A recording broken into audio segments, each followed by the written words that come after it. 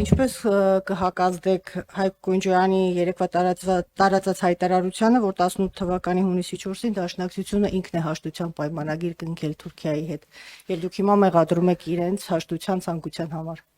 Մենք մեղադրում ենք իրենց Թուրքիայի ու Ադրբեջանի հետ բանակցություններում Թուրքիայի եւ Ադրբեջանի բոլոր պահանջները կատարելու մեջ։ Մենք դրան ենք մեղադրում որևէ մեկը, որևէ անհատ, որևէ քաղաքական ուժ adekvatների մասին եմ խոսում, Հայաստանում չի մեղադրում Թուրքիայի եւ Ադրբեջանի հետ բանակցություն վարելու մեջ որևէ ուժի։ Երբեք չի եղել նման մեղադրանք Հայաստանի ոչ նախկին նախագահներին, ոչ ներկաներին մեղադրանքային չի, որ ինչու եք բանակցում Թուրքիայի եւ Ադրբեջանի հետ։ Մեղադրանքային է ինչու եք իրենց բոլոր նախապայմանները կատարում, ինչու եք միակողմանի զիջումներ իրականացնում, դա է մեղադրումը։ Ես իմ ելույթում առիթ ունեցել եմ անդրադառնալ ու բացարձակ անտեղի ու վիրավորական են համեմատությունները, որ իշխող ուժը անցկացնում է Առաջին հանրապետության հիմնադիր այրերի հետ։ Եթե հասարակ մարդու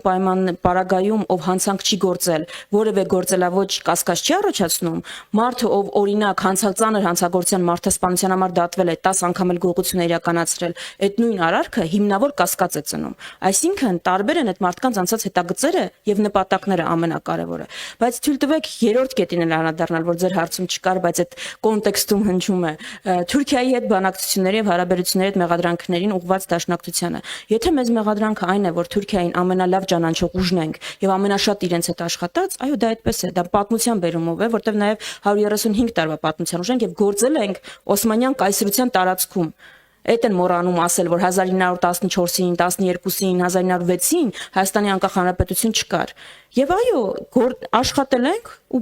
մեր դասերը ստացել ենք։ Այդ որ մեղադրում են, ում հետ որ համագործակցել ենք, հետո նեմեսիս ենք իրականացրել իրենց դեմ։ Դա մոռանում են, չգիտես ինչի նշել։ Եվ այդ պատմության դասերը մենք ստացել ենք նաև դրա համար ենք ասում, որ շատ լավ ճանաչելով են ակտորներին, ում հետ իրենք հիմա բարեկամություն եւ եղբայրություն են զմանել, որ իրենց նպատակները այն չեն, ինչ հայտարարում են։ Բայց ամեն պարագայում դաշնակցությունը երբեք հանդես չի եկել Թուրքիայի եւ Ադրբեջանի հետ բանակցություններ չվարելու տեսակետից։ Եթե մենք վաղը լինեինք իշխանության, բանակցելու էինք բնականաբար, օրինակ դեմ չէինք լինելու, որ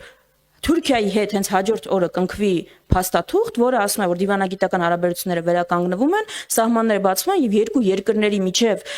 հարաբերությունները պիտի կարգավորվեն եւ խնդիրները միջազգային իրավունքի նորմերի սահմաններում։ Մենք օրինակ դրան երբեք դեմ չենք եղել, բայց առանց նախապայմանների Այդ եմ ասում, բայց գաղտնի նախապայմաններով, երբ որ Թուրքիան մեր համանախագահային տարածքը փակում է, որ Երևանում արձան է դրվում, երբ որ ասում է սահմանադրությունը պիտի փոխես, ես կողմ եմ Ադրբեջանի պահանջին,